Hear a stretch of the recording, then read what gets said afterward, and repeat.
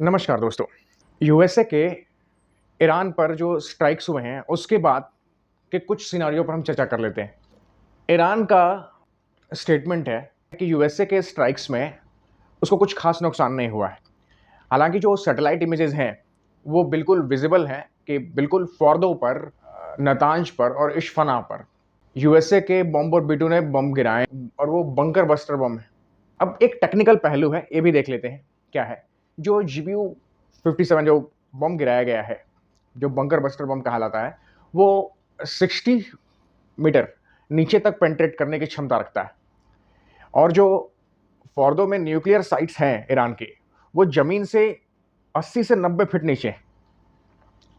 तो जाहिर सी बात है, एक बम तो वहां तक नहीं पहुंच पाएगा। हालांकि यूएसए ने ऐसा क्लेम किया है, और जैसे सैटेलाइट इमेजेस दिख रही हैं, टोटल 6 बम गिराए गए।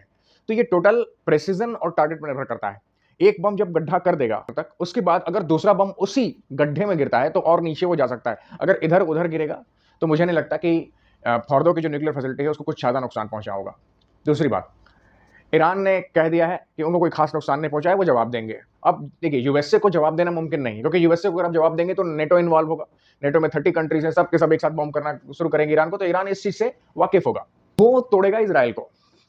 अपनी इंटेंसिटी जो अभी तक भी बैलिस्टिक मिसाइल्स मार रहा था, वो इंटेंसिटी बढ़ा देगा। और जो उसके बाद इमेजेस आई हैं इसराइल से, वो सच में डिवास्टिंग है। ईरान ने बहुत हाई इंटेंसिटी का जो है एयर अटैक किया है इसराइल पर, और काफी भारी मात्रा में नुकसान हुआ है उसके बाद, स्ट्राइक्स के बाद। एक और फैक्टर है, फैक्टर यह है कि क्या इन फॉर्दो, नतांज और इश्फना पर स्ट्राइक कर देने से, बॉम्ब गिरा देने से, मान लेते हैं कि न्यूक्लियर फैसिलिटी को कुछ नुकसान हो भी गया हो, तो क्या इससे पूरा का पूरा टारगेट अचीव हो जाता है? मुझे लगता है नहीं। क्योंकि Russia, China, north Korea, Belarus, ऐसे कई कंट्रीज हैं जो यूएसए के अपोजिट हैं, इसराइल के अपोजिट हैं, और वो आराम से मदद करने को तैयार हैं। चाइना, रशिया न्यूक्लियर टेक्नोलॉजी पकड़ा सकते हैं ईरान को। हो सकता है कि वो न्यूक्लियर वेपन ही पकड़ा दे पूरा का पूरा। तो उनके जो डिमित्री मेदवेदेव हैं, जो एक्स प्रेसिडेंट हैं रशिया के, उन्होंने साफ कहा है कि वो अब रशिया न्यूक्लियर वेपन पकड़ा देगा ईरान को। मे बी इस पर कुछ हो सकता है। इसराइल का टारगेट है रिजीम चेंज का। हमने आपको पहले ही बताया कि इसराइल रिजीम चेंज करना चाहता है ईरान में, लेकिन रिजीम चेंज एयर स्ट्राइक से नहीं होती। उसके लिए आपको ग्राउंड पर फोर्स उतारनी पड़ेगी, जमीन के रास्ते अटैक करना होगा, और जमीन के रास्ते अटैक करने के लिए फोर्सेस को घुसना होगा ईरान में। तो ये एक काफी मुश्किल डिसीजन है, क्योंकि यूएसए अभी भी नहीं चाहता है कि फिजिकली जाकर के वो ईरान में लड़े। लगता है अभी भी ईरान के हाथ में बहुत कुछ है। अब लगभग लगभग इंडिया के लोगों को भी, और जो अदर खुद यूएस के लोगों को भी ये क्लियर हो चुका है कि ट्रंप लालची आदमी है। पाकिस्तान ने नोबेल पीस प्राइज के लिए उनको रिकमेंड किया, जिसका कोई फायदा नहीं है।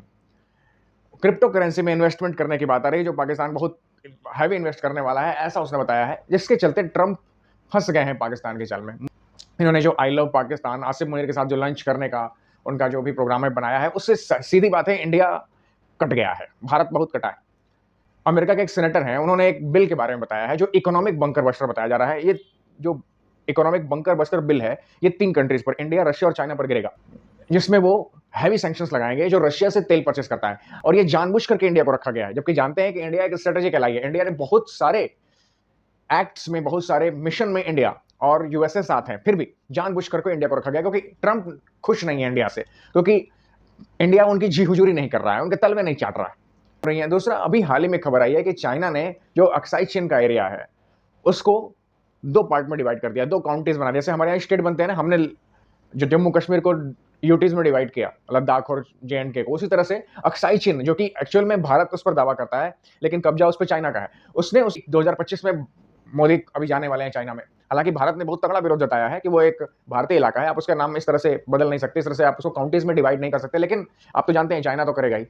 तो ये मूव चलना, एक तरह से आप देख रहे हैं, ट्रंप ने कहा है, ट्रंप ने पाकिस्तान को केयर करना, उसके पंपर करना शुरू कर दिया, और चाइना अपने फिर से वही स्ट्रेटेजी पर चल रहा है। तो कहीं ना कहीं मुझे क्या लगता है कि भारत की फॉरेन पॉलिसी गड़बड़ा रही है क्या?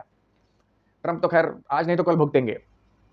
जिस तरह से वो यूएसए को कंपनी की तरह चला रहे हैं, पाकिस्तान के, जब ईरान का मामला हो तो पाकिस्तान को साथ ले लो, जब चाइना का मामला हो तो भारत को साथ ले लो, जो अपॉर्चुनिस्टिक सीधी बात है। ईरान के साथ जो इजराइल की वॉर है, ये लंबी चलने वाली है, अगर यूएसए इन्वॉल्व हो या ना हो, क्योंकि रशिया ऐसा मौका नहीं छोड़ेगा।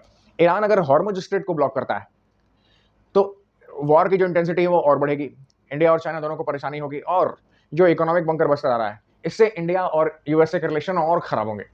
मुझे जहां तक लगता है कि ट्रंप ज्यादा दिन चलेंगे नहीं, ट्रंप को या तो अपनी पॉलिसी को बीच में चेंज करना पड़ेगा या फिर ट्रंप इम्पीच या कुछ भी तरीके से यूं कह लीजिए इनएक्टिव होंगे। Let's see what happens. जय हिंद।